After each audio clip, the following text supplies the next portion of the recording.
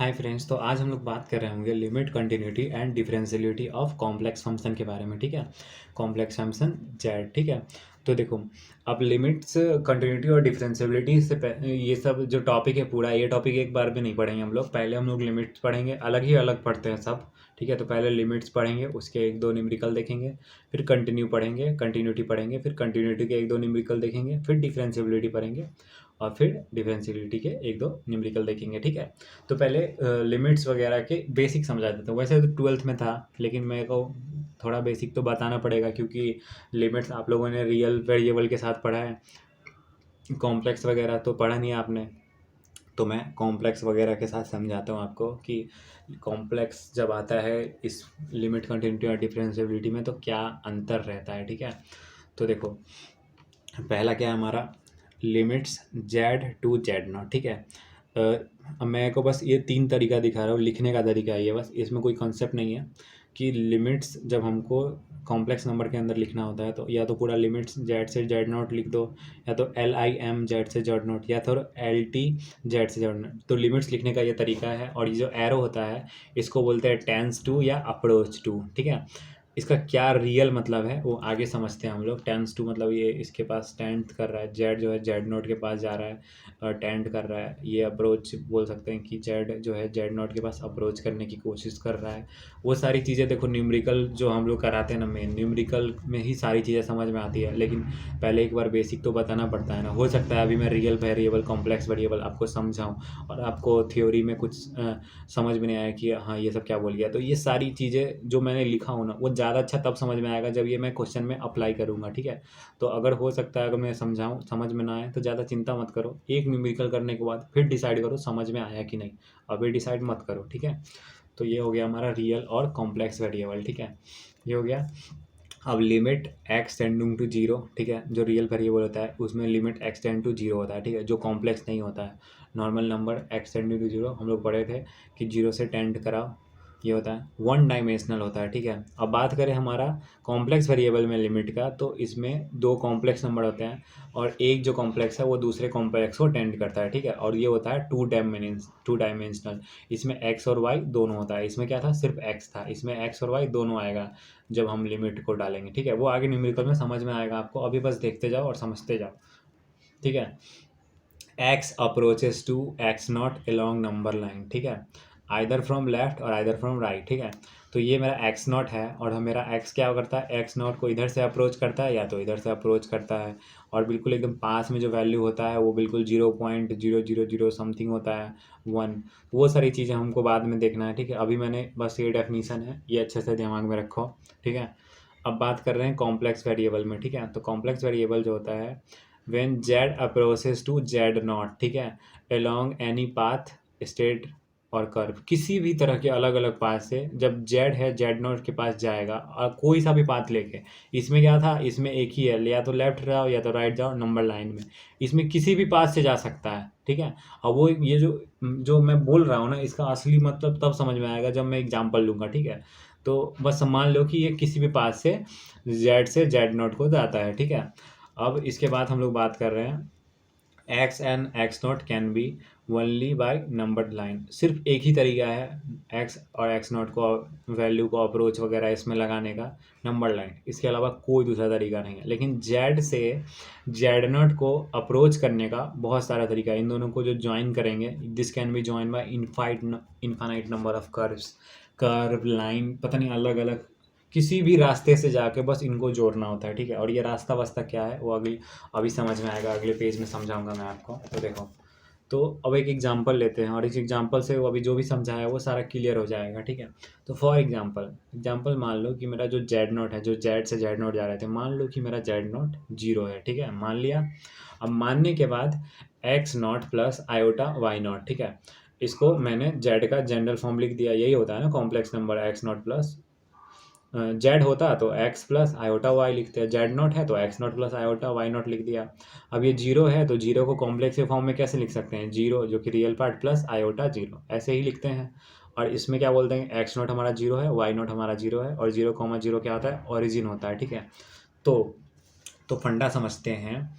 जब हमारा limit F of Z होगा और जेड टेंडिंग टू जीरो होगा, तो हमको ये 3 मेथड लगाने हैं, ठीक है। ये 3 मेथड लगाने हैं हमको। तो ये 3 मेथड लगाने से पहले आपको, ये 3 मेथड जो है इसको समझाने से पहले मैं आपको एक डायग्राम से समझाऊंगा कि चक्कर क्या है, ठीक है। तो देखते हैं ये डायग्राम क्या, इस डायग्राम से मैं क्या समझाता हूँ। मैंने क्या बोला था कि डेफिनेशन में क्या बोला था, जेड नोट को अप्रोच करना चाहिए, कर्व पाथ हो, स्ट्रेट पाथ हो, लाइन पाथ हो, इनफाइनाइट नंबर ऑफ पाथ हो सकते हैं जेड से जेड तक जाने का। तो देखो पहला पाथ क्या हो सकता है, पहला पाथ हो सकता है कि ये यहाँ से चले, ठीक है, और ये वाई एक्सिस तक जाए स्ट्रेट, और फिर वाई एक्सिस के जाने के बाद इसको 1 नाम दे दिया, और वाई एक्सिस से जाने के बाद फिर वाई एक्सिस से जाने के बाद जेड नोट तक पहुँचे, ठीक है। ये जेड नोट तक पहुँच गया, ठीक है।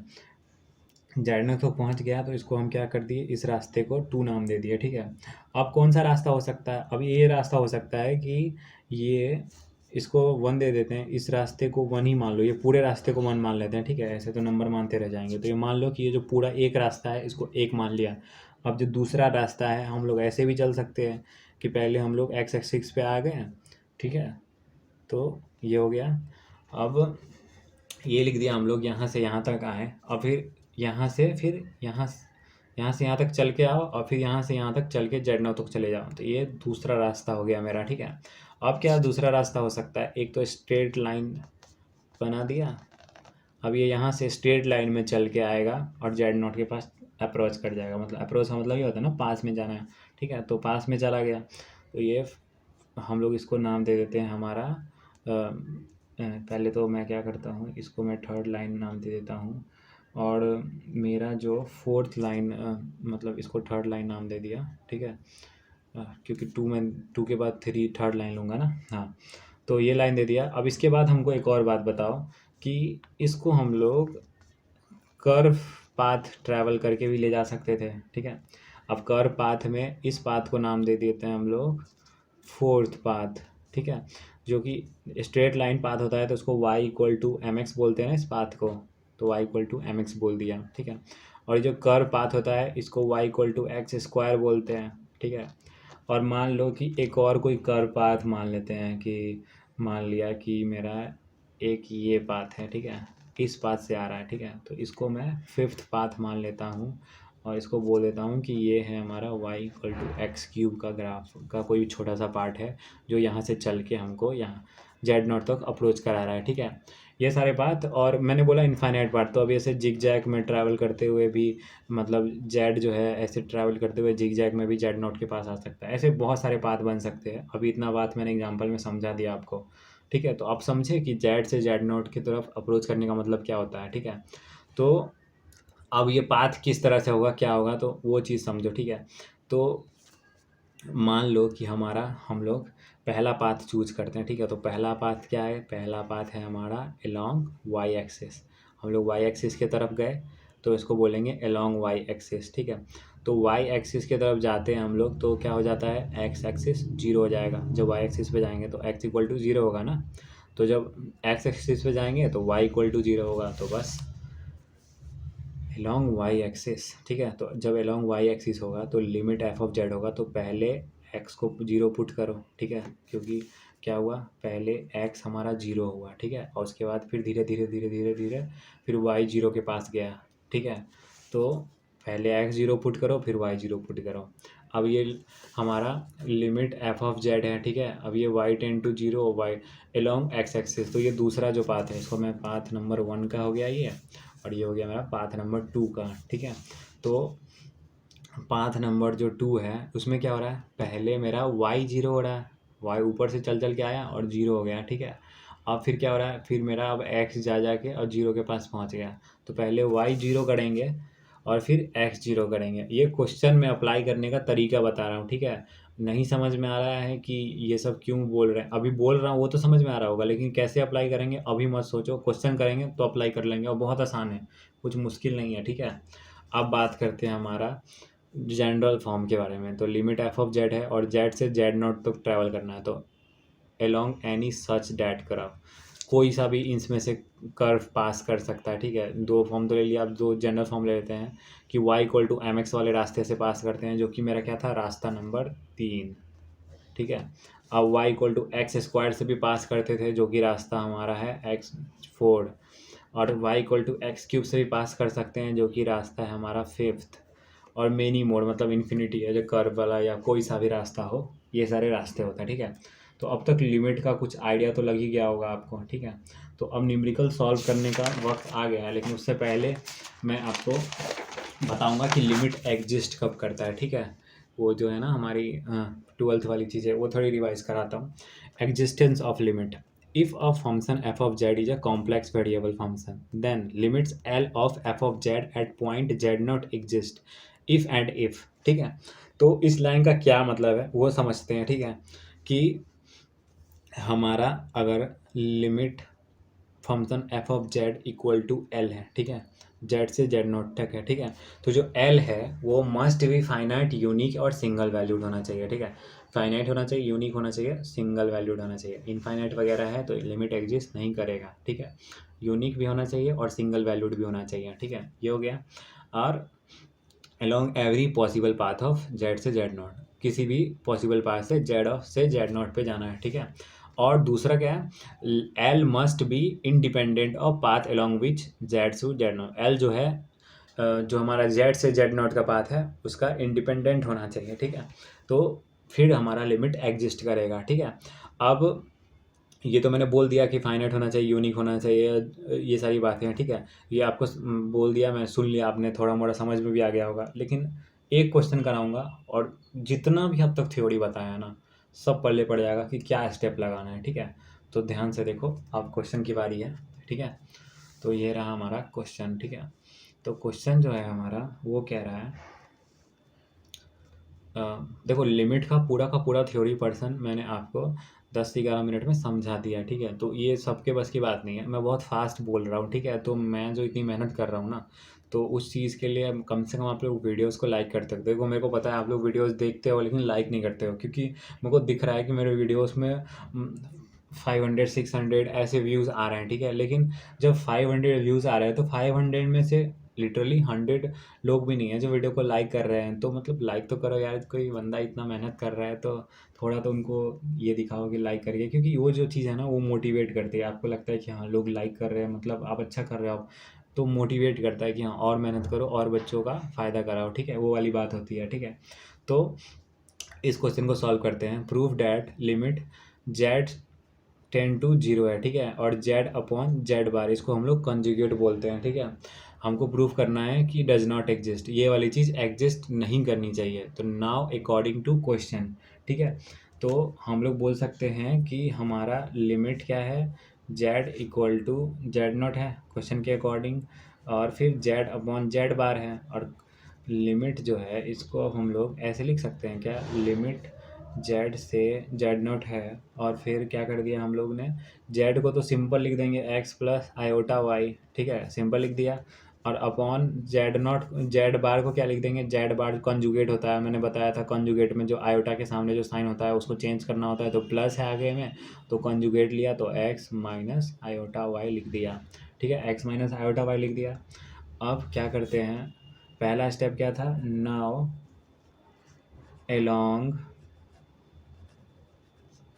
along Y axis.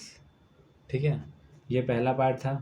अब देखो, अब नाउ along वाई एक्सिस के बारे में बात करेंगे। ठीक है, ये along वाई एक्सिस वाली बात हो गई। ठीक है, अब देखो along वाई एक्सिस क्या होता है, along वाई एक्सिस पहला क्या करना होता है हमको, पहले along वाई एक्सिस हम देखते हैं, हम लोग पहले along वाई एक्सिस क्या करते हैं, along वाई एक्सिस पहले x को 0 करते हैं, फिर y को 0 करते हैं। और मैंने ग्राफ से दिखाया है कि x पहले 0 क्यों होगा और y पहले 0 क्यों होगा, तो वो वाली बात है। तो along वाई एक्सिस लिख दो, लिमिट x टेन टू पहले 0 करना है, फिर y टेन टू 0 करना है। ठीक है, तो f ऑफ z हो गया, और ये क्या हो जाएगा, लिमिट x टेन टू 0 और फिर y टेन टू 0। ठीक है, और ये हो जाएगा मेरा x प्लस आयोटा y। ठीक है, और नीचे में क्या आ जाएगा मेरा x माइनस आयोटा y। ठीक है, तो पहले क्या करना है, हमको पहले x को 0 पुट करना है। ठीक है, जैसा हमको पिछले कंसेप्ट में बताया गया था।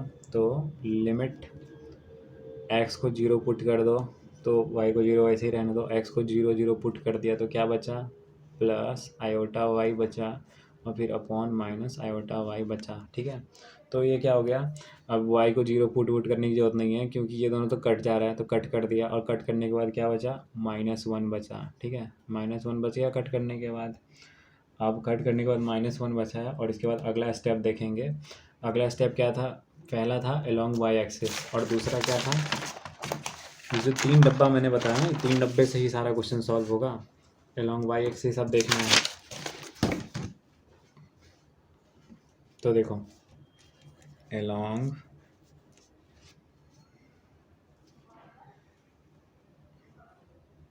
वाई एक्सिस देख लिया, अलोंग वाई एक्सिस देख लिया, तो अब हमको अलोंग एक्स एक्सिस देखना है। ठीक है, तो अलोंग एक्स एक्सिस क्या होगा, पहले वाई 0 होगा फिर एक्स 0 होगा, क्योंकि इससे पहले पहले एक्स 0 हो रहा था, वाई 0 हो रहा था। तो लिमिट पहले वाई 0 फिर एक्स 0। ठीक है, और फिर x plus iota y upon x minus iota y, ये मेरा क्वेश्चन था। तो लिमिट एक्स टेन टू 0, और क्या पुट किया, एक्स -0 पुट किया, और फिर अपॉन एक्स -0 पुट किया, वाई को 0 पुट कर दिया पहले, और पहले पुट करते ही ये दोनों कट हो जा रहा है मेरा, तो ये दोनों कट हो गया। अब देखो, अब ये कट हो गया तो इसके आगे हमको कुछ करने की ज़रूरत ही नहीं है, क्योंकि भाई सेम आना चाहिए था ना। लिमिट कब एग्जिस्ट करता है, जब हमारा, हाँ, सारा जितना भी अलग अलग तरीके का हम लोग एक्स एक्सिस या वाई एक्सिस सबके अलॉन्ग निकालेंगे, सबके हमको वैल्यू सेम मिलना चाहिए। मैं ये चीज़ फिर से रिपीट कर देता हूँ कि जितने भी अलॉन्ग हम लोग अलग अलग पार्ट ट्रेवल करेंगे, वैल्यू हमको सबके अलॉन्ग सेम मिलेगा, तभी लिमिट एग्जिस्ट करेगा।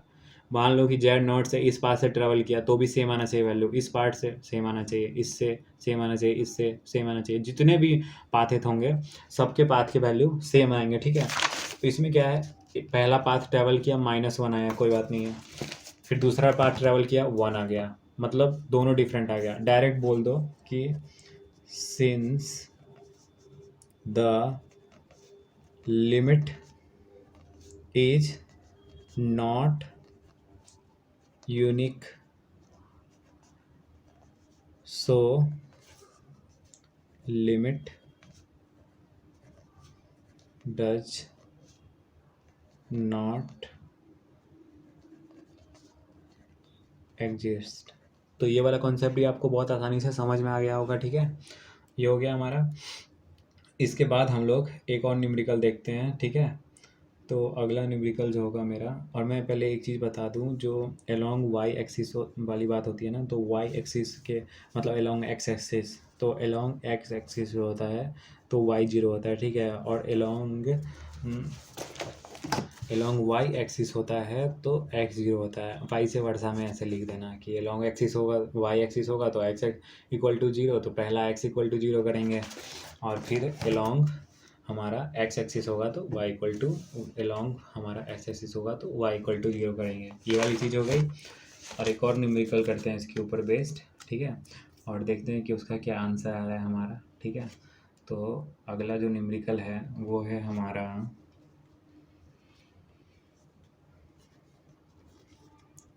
चेक, ब्लैक पेन से लिखता हूँ मैं, check limit z to z not z upon z bar का whole square exist or not. हमको चेक करना है कि ये जो लिमिट है वो एग्जिस्ट करता है कि नहीं। तो हम अलग अलग पाथ को ट्रैवल करेंगे, और हम इस चीज़ का ध्यान देंगे कि हर पाथ में मेरा वैल्यू सेम आना चाहिए, जो कि सिंपल और लॉजिकल है कि हाँ, हर पाथ में वैल्यू सेम आएगा तभी तो लिमिट एग्जिस्ट करेगा। ये तो हम लोगों ने 12th वाले में भी यही लगाते थे कि हर हर अलग अलग पाथ में हमारा रियल वैल्यू में भी, कि हम लोग ये एच प्लस एच लेते थे या एच माइनस लेते थे, दोनों में सेम आता था। लेकिन 12th का बात नहीं करेंगे, अभी नया है, नया कॉन्सेप्ट है, नया नया सीख रहे हैं, तो 12th वाले को भूल जाओ, वो तो निकल गया। तो ये हो गया। अब बात करते हैं इसको सॉल्यूशन की, तो ना हो according to the question question के अकॉर्डिंग देखते हैं कि अगर हमारा लिमिट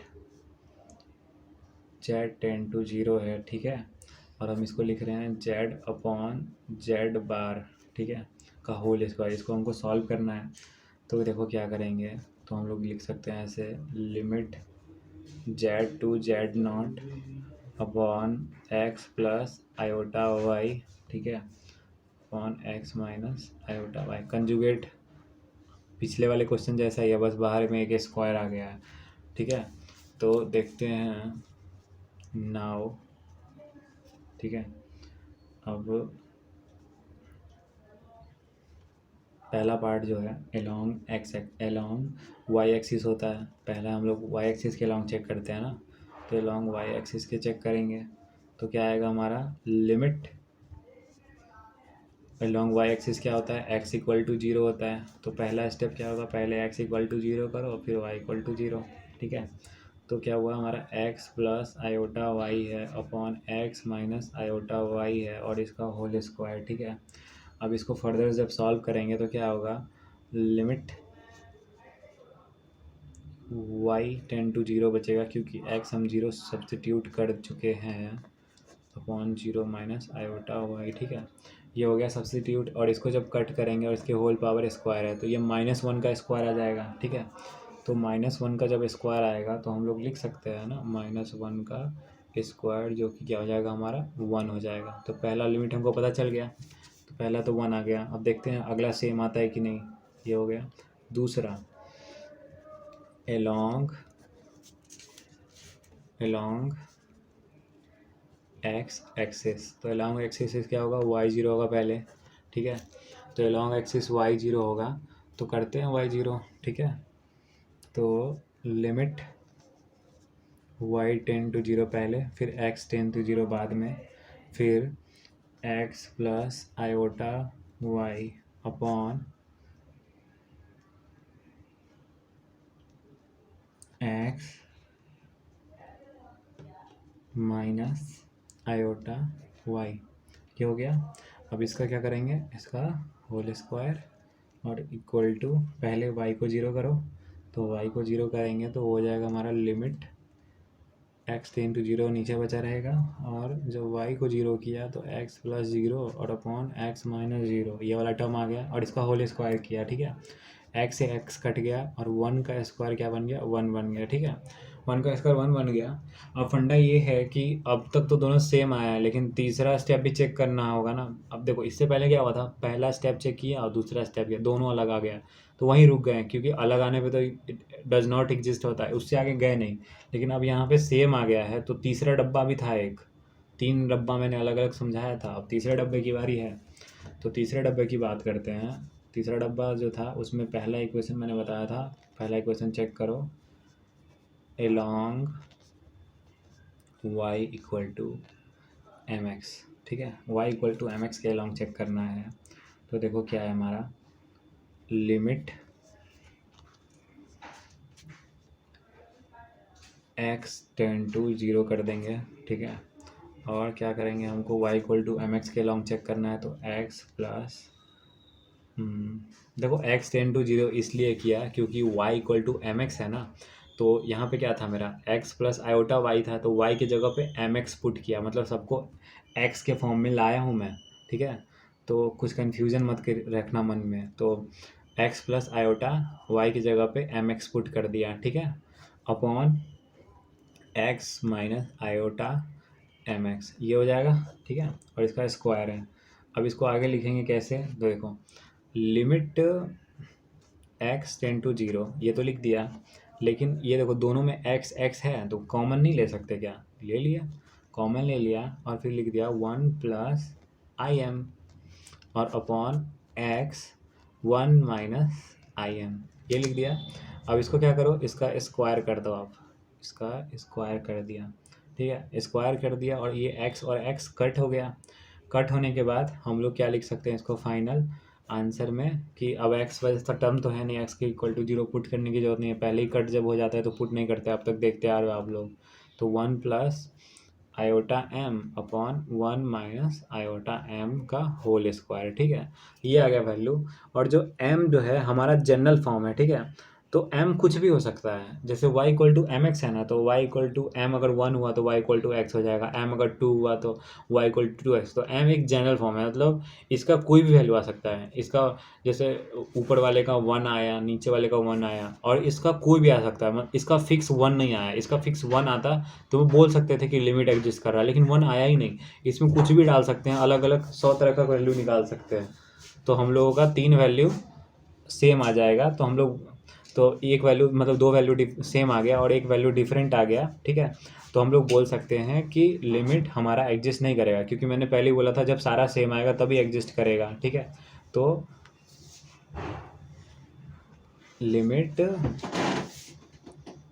ये फाइनाइट नहीं है, इनफाइनाइट है, ठीक है। तो लिमिट इज